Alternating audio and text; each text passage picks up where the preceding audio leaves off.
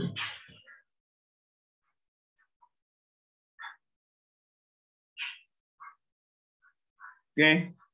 Bismillahirrahmanirrahim. Assalamualaikum warahmatullahi wabarakatuh. Teman-teman, saya minta informasi atau penjelasan. Informasi sebenarnya. Terdengar nggak suara saya? Karena di sini hujannya lebat banget. Dengar, Coach. Terdengar ya? Soalnya saya takut tersalip oleh suara hujan ya. Ini gede banget hujannya di sini. Dan saya tolong yang oke. Teman-teman, kesepakatan kita karena saya harus menggunakan mic dan mic itu tidak ada ininya tidak ada saya tidak bisa mendengar apapun nanti selama saya presentasi. Jadi teman-teman silahkan kalau ada pertanyaan di chat saja ya, supaya karena saya nggak, kalau Anda ngobrol nggak akan dengar, supaya saya mengakali supaya suara hujan ini tidak terlalu terdengar. Jadi saya tidak akan mendengar teman-teman. Jadi mohon untuk mematikan mic supaya kita bisa belajar bareng-bareng. Oke, saya akan masukkan dulu mic-nya dulu. Oke, ini saya sudah menggunakan mic. Mudah-mudahan lebih terdengar oleh teman-teman. Oke. Jadi kalau ada yang tidak unmute ya, tidak unmute, atau Anda kalau yang orang yang tidak unmute, Anda kirim pesan aja, nanti saya unmute-kan. Tapi saya tidak akan mendengar teman-teman berbicara, itu saya tidak akan mendengar. Kita akan memulai bahwa materi ini adalah pernah keluar di P3K juga di SKB. Kalau di uji kompetensi ini sangat sering sekali. Dan materi ini kita akan mulai menyicil satu persatu karena perkiraan kita bahwa ujian itu akan dilaksanakan bulan Oktober akhir atau November awal. Itu ujian. Jadi masih ada waktu kita untuk terus belajar dan kita akan terus-menerus belajar apa yang keluar dari tahun kemarin. Yang pertama adalah tentang imunisasi dan vaksinasi. Ini adalah secara garis besar ada beberapa yang pengertian yang harus teman-teman pahami, dan ini adalah sebenarnya sebuah pengetahuan saja, dan saya pikir nanti Anda misalnya bakteri yang hidup itu apa saja, vaksinnya jenisnya apa saja, paling juga gitu soalnya. Kita akan menjelaskan satu persatu. Yang pertama adalah secara garis besar vaksin itu dikelompokkan menjadi beberapa jenis sebagai berikut. Yang pertama bakteri. Ada yang bakteri atau virus hidup yang dilemahkan. Jadi ada yang virus hidup, kemudian ada bakteri atau virus mati, kemudian ada toksoid, ada subunit, dan jenis lain. Dan dari mulai bakteri atau virus yang hidup, itu contohnya vaksin gondok, vaksin cacar air, dan rubella. Kita contohnya saja, karena kita tidak usah maksudnya apa dan sebagainya. Pasti pilihannya adalah berikut ini adalah vaksin yang terbuat dari misalnya bakteri atau virus yang hidup. Nah, gitu ya. Jadi Anda tinggal memilih, ada gondok, ada cacar air, dan ada rubella. Kemudian yang kedua, vaksin dan atau virus bakteri atau virus dari yang mati atau inactivated vaccine. Sama contohnya adalah vaksin polio. Jadi vaksin polio adalah virus yang sudah dimatikan. Kemudian juga ada toksoid. Toksoid itu adalah vaksin yang sifatnya racunnya saja yang diambil. Atau jenis vaksin toksoid ini adalah isinya racun dari bakteri tersebut. Ya, namanya toksin dari bakteri tersebut yang dilemahkan. Contohnya adalah vaksin tetanus dan difteri. Ya, vaksin tetanus dan difteri. Kemudian juga ada subunit vaksin merupakan dibuat dari bagian tubuh tertentu. Ya. Jadi tidak berupa bakteri lengkap, tetapi dibuat dari bagian tubuh tertentu. Contohnya adalah hepatitis, pertusis itu yang dibuat dari bagian tertentu dari sebuah ataupun bakteri.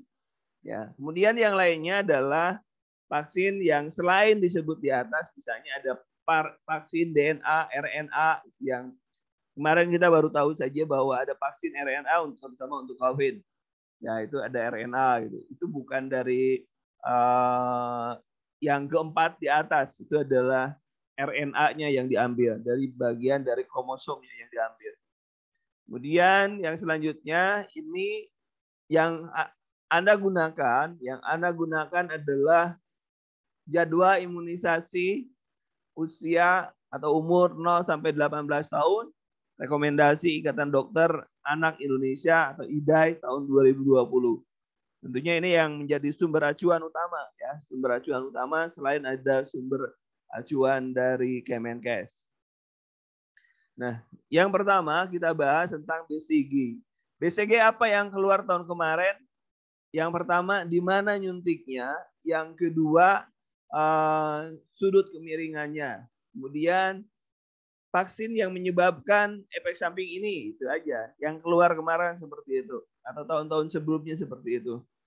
Yang pertama kita lihat BCG. BCG itu dibuat dengan atau dimasukkan intrakutan ya, intrakutan dengan maksud cara mensuntikan di dalam jaringan kulit sehingga sangat langka BCG. Sedangkan untuk posisi jarum yang harus datar dengan lubang yang menghadap ke atas ya, agar vaksin bisa masuk ke jaringan lemak. Untuk lokasi penyuntikan, lokasinya intrakutan dilakukan di bagian peredaran darah yang banyak, contohnya lengan atau bokong atau paha. Ya, lengan, bokong atau paha. Itu BCG. Kemudian yang kedua adalah pemberian vaksin dengan IM, vaksin DPT, HB, kemudian hepatitis juga. Disuntikan dalam otot, ya, ini yang ke intramuskuler. Jarumnya panjang karena untuk mengurangi rasa sakit. Kemudian penyuntikan di daerah yang terdapat pembuluh darah besar dan syaraf, biasanya di paha. Ya, kalau anak lebih besar biasanya lokasinya di lengan atau di deltoid.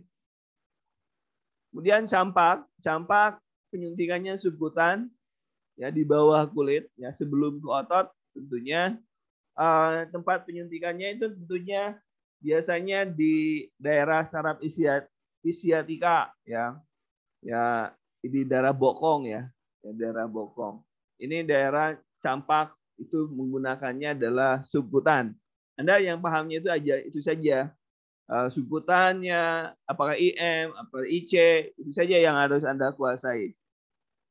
Kemudian ini sasaran imunisasi pada bayi. Dan hepatitis A, hepatitis B itu usia pemberian sampai dengan 7 hari. Jumlah pemberian 1, kemudian BCG 1 bulan, kemudian jumlah pemberiannya 1, polio 1, 2, 3 bulan, 4 kali dengan interval minimal 4 minggu. DPT dan HB dan HIB 2, 3, 4 bulan dengan jumlah pemberian 3 kali, intervalnya 4 minggu. Campak yang selalu keluar biasanya campak. Karena campak itu tidak banyak. Campak BCG itu biasanya banyak keluar. Karena campak itu 9 bulan dan BCG 1 bulan. Dan pemberiannya 1 kali. Kemudian sasaran imunisasi pada anak balita juga biasanya DPT, HB, dan HIB. Kemudian waktu usia pemberiannya 18 bulan, jumlah pemberian 1. Campak diulangi dari tadi 9 bulan menjadi 24 bulan diulang, proses pengulangan. Kemudian sasaran pada anak sekolah, tentunya Anda sudah kenal yang namanya BIAS. Kelas 1 SD campak bulan Agustus, kelas 1 SD DT, kemudian waktunya bulan November, dan kelas 2, kelas 3 SD DD bulan November. Nah, itu bulan-bulannya saja Anda yang harus paham kapan bulan untuk BIAS. Jadi bulannya ada Agustus, November. Ya, Agustus, November. Dan mungkin dari kita juga ada pernah, kalau dulu namanya kuris, juri kuris namanya. Kabur kita kalau ada perawat yang bawa termos itu, kita kabur dulu itu. Takut. Ya. Kemudian untuk wanita usia subur atau WUS, jenis imunisasinya dan pemberiannya masa perlindungan. Ini sudah dijelaskan, TT1, TT2 sampai dengan TT5. Kemudian TT1 itu ya, TT1 itulah setelah TT2 itu setelah 1 bulan, kemudian 6 bulan, 12 bulan, dan 12 bulan. Jadi jaraknya sebulan setelah TT1, 6 bulan setelah TT2, 12 bulan setelah TT2, dan 12 bulan setelah TT3. Perlindungannya 3, 5, 10, 25. Itu untuk untuk WUS. Nah, ini klasifikasi pasien tadi sudah dijelaskan sebagian. Sebenarnya ada live attenuated dan ada inactivated. Ya, tadi sudah dijelaskan sebenarnya derivat vaksin atau virus liar yang dilemahkan tidak boleh diberikan pada orang yang defisiensi imun, sangat labil dan dapat rusak oleh suhu tinggi dan cahaya. Nanti ada vaksin apa saja yang reaktif terhadap panas dan cahaya, itu nanti ada di bawah di depan. Kemarin ada pertanyaan seperti itu. Mana yang rusak pada saat kalau dia disimpan dalam freezer, misalnya, ada yang begitu.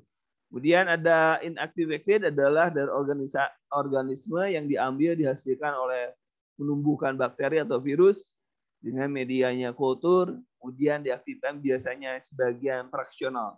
Yang tadi yang fraksional ya sudah dijelaskan, hanya hepatitis misalnya, yaitu fraksional.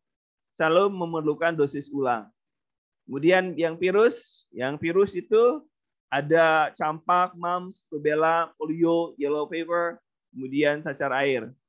Yang virus inaktif utuh, influenza, polio, rabies, hepatitis, kemudian virus inaktif fraksional, hepatitis, dan lain sebagainya. Ada DT, botulinum, dan lain sebagainya. Kemudian yang bakteri, ada BCG dan tifoid oral. Ya.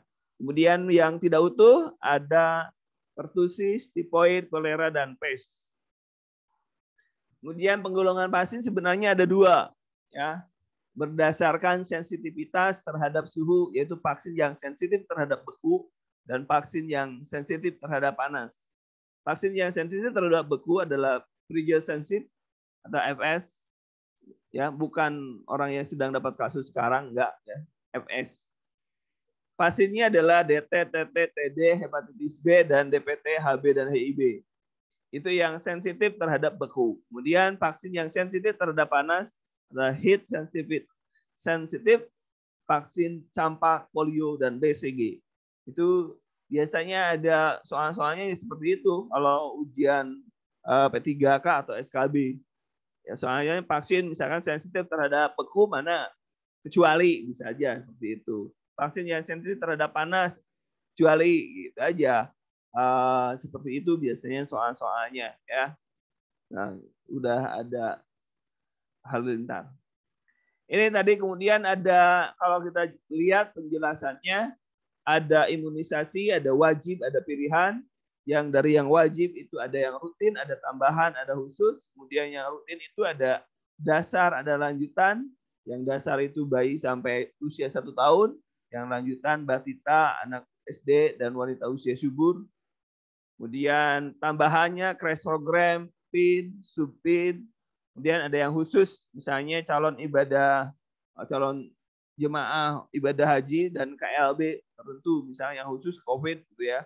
Khusus kalau yang jemaah haji meningitis, wajib di sana pakai meningitis. Vaksin BCG, sekarang masing-masing ya, satu persatu kita buka bedah. Deskripsinya merupakan vaksin beku kering yang mengandung Mycobacterium bovis yang hidup yang dilemahkan. Singkatannya dari Bacillus palmate-guerin dengan strain-nya Paris.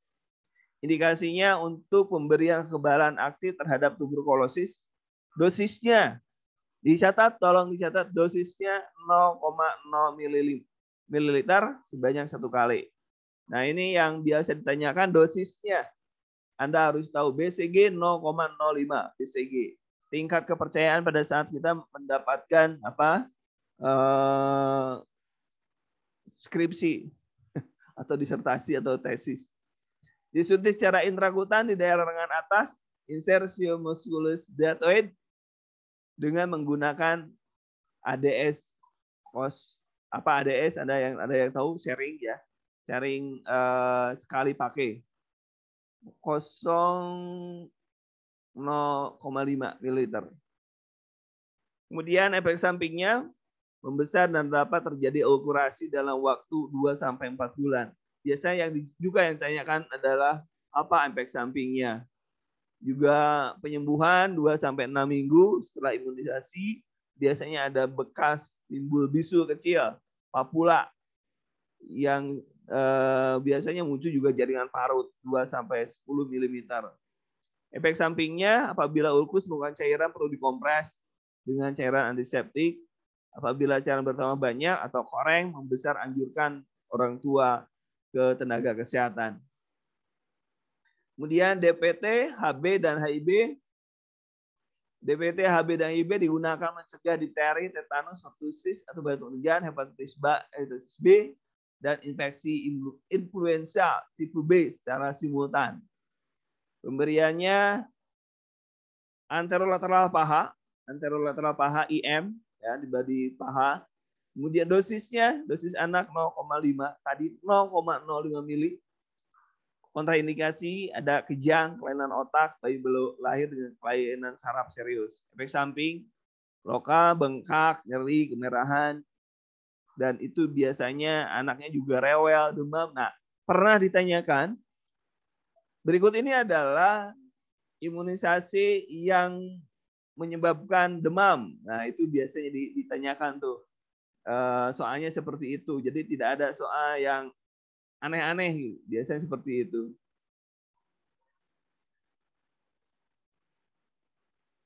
Jadi selain dosis, efek sampingnya yang biasa ditanyakan. Yang menyebabkan demam pada anak apa biasa gitu. Kemudian DPT HB penata laksanaan efek sampingnya, demam berikan paracetamol 15 mg per kilogram berat badan setiap 3-4 jam, maksimal 6 kali dalam 24 jam. Bayi boleh mandi, diseka, reaksi berat bawa ke dokter ya. Juga bagian tempat suntikan dikompres dengan air dingin. Pakai baju tipis dan ASI lebih banyak, diberikan ASI lebih banyak atau sari buah. Itu untuk menaikkan kekebalan. Kemudian hepatitis. Hepatitis virus rekombinan yang telah diaktifkan bersifat non-infeksius berasal dari HBsAg. Dosisnya sama dengan barusan, 0,5 atau 1 buah. HBPID secara intramuskular sebaiknya pada anterolateral paha. Diberikan 3 dosis. Dosis pertama 0-7 hari. Dosis berikutnya minimum 4 minggu atau 1 bulan. Kontraindikasinya adalah infeksi berat disertai kejang. Efek samping nih, lokal, kemerahan, pembengkakan sekitar tempat penyuntikan, juga reaksi bersifat ringan biasanya hilang setelah 2 hari.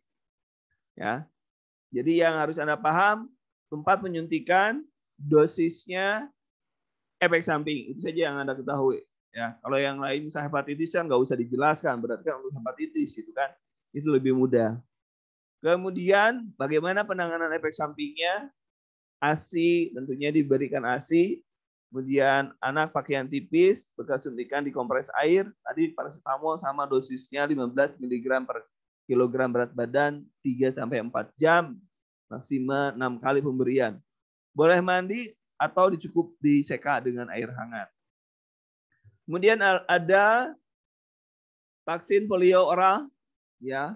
Deskripsinya vaksin polio trivalen yang terdiri dari suspensi virus poliomyelitis tipe 1, 2, 3 strain Sabin yang sudah dilemahkan.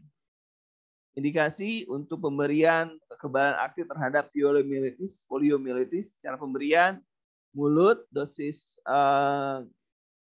secara oral melalui mulut, 1 dosis 2 tetes. Nah, biasanya ditanya dosisnya berapa tetes? 2 tetes ya. Sebanyak 4 kali atau 4 dosis pemberian dengan interval minimal 4 minggu. Intervalnya minimal 4 minggu atau 1 bulan. Kontraindikasi ya. Untuk kontraindikasinya, penderita imun defisiensi tidak ada efek berbahaya, gitu ya. Efek sampingnya jarang terjadi. Tapi setelah mendapatkan polio oral, bayi boleh minum seperti biasa. Apabila muntah dalam waktu 30 menit setelah pemberian, maka diberikan dosis ulang. Jadi kapan yang bisa diberikan dosis ulang adalah polio, karena kalau bayinya muntah dalam 30 menit setelah pemberian, maka harus diberikan dosis ulang. Penanganan efek samping tidak perlu melakukan tindakan apapun. Kemudian juga ada vaksin inaktif polio vaksin, bentuk suspensi injeksi untuk pencegahan sama, ya. Pada bayi imunokompromis, jadi bayi-bayi yang mengalami gangguan sistem kekebalan, kontak lingkungan keluarga, dengan vaksin oral menjadi kontraindikasi. Jadi tidak, kalau orang anak-anak yang tidak boleh menggunakan vaksin oral, maka dia menggunakan yang vaksin inaktif polio vaksin. Pemberian dosis IM atau suntikan dalam dengan dosis 0,5. Rata-rata 0,5 kecuali yang pertama BCG 0,05. Ya. Usia 2 bulan dimulai dari usia 2 bulan 3 kali suntikan berturut-turut, intervalnya 1 atau 2 bulan. Diberikan pada usia bayi 6, 10, 14 sesuai dengan rekomendasi WHO. Kontraindikasi, anak sedang demam, penyakit akut, penyakit kronis, hipersensitivitas, ya, penyakit demam akibat infeksi akut, tunggu dulu sampai sembuh, dan anak-anak dengan alergi terhadap streptomycin. Kemudian campak berasal dari virus yang hidup yang dilemahkan, ya. Indikasi pemberian untuk penyakit campak, pemberiannya 0,5. Jadi Anda tinggal bisa melihat 0,5, yang 0,05 hanya yang BCG tadi. Yang lainnya 0,5. Dan tetes, itu aja yang membedakannya. Kontraindikasi adalah orang atau anak dengan memiliki defisiensi imun, memiliki gangguan imun seperti leukemia, limfoma. Efek samping 15%. Nah, jadi yang campak itu DPT dan teman-temannya. Kemudian ada juga campak 15% mengalami demam ringan, kemerahan selama 3 hari, sembuh selama 8-12 hari setelah vaksinasi. Kemudian campak penanganannya sama, memberikan minum banyak, demam, kenakan pakaian tipis, suntikan dapat dikompres dengan air dingin, paracetamol, boleh mandi, mendilap, dan kalau bermasalah dibawa ke dokter. Jadwal pemberiannya seperti itu, 0-7 hari, hepatitis B 0, BCG polio, DPT HBI1 polio 2, DPT HIB 2 polio 3, itu seperti itu. 9 bulan campak. Termasuk juga dengan anak kemampuan milestone-nya, perkembangannya. Jadi 9 bulan anak harus sudah bisa berjalan merangkak, ya. Kemudian untuk pemberian lanjutan, imunisasi lanjutan DPT HB HIB 18 bulan, campak 24 bulan. Ya. Kemudian bias DT campak 1 kelas 1 SD, TD Haja 2 SD, TD itu kelas 3 SD.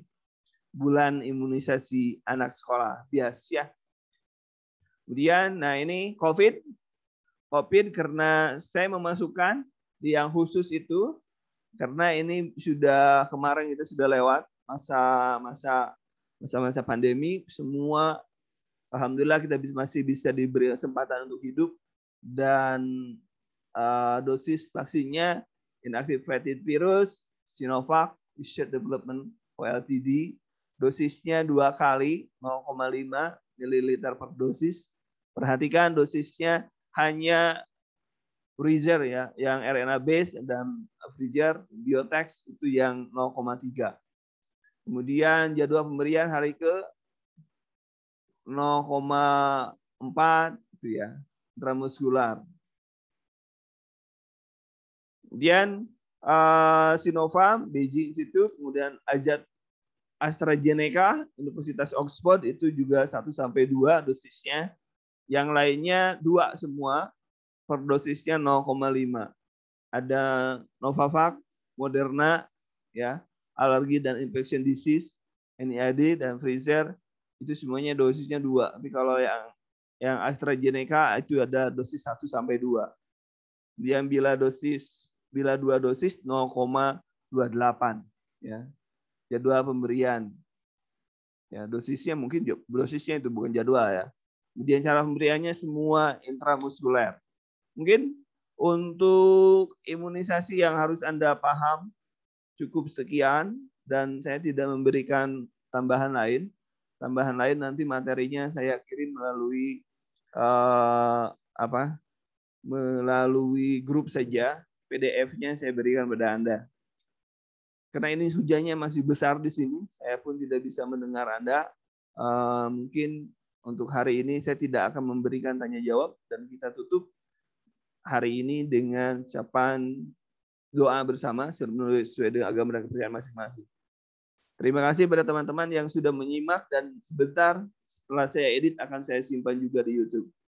Terima kasih atas perhatiannya. Assalamualaikum warahmatullahi wabarakatuh.